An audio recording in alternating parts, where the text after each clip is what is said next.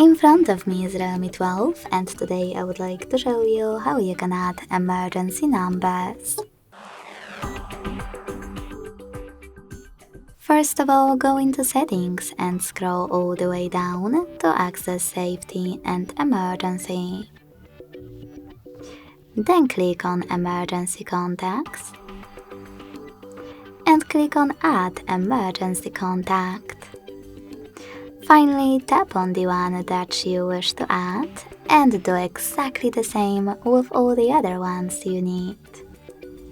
To remove one of your contacts, hit this remove button next to the chosen one and add another one instead.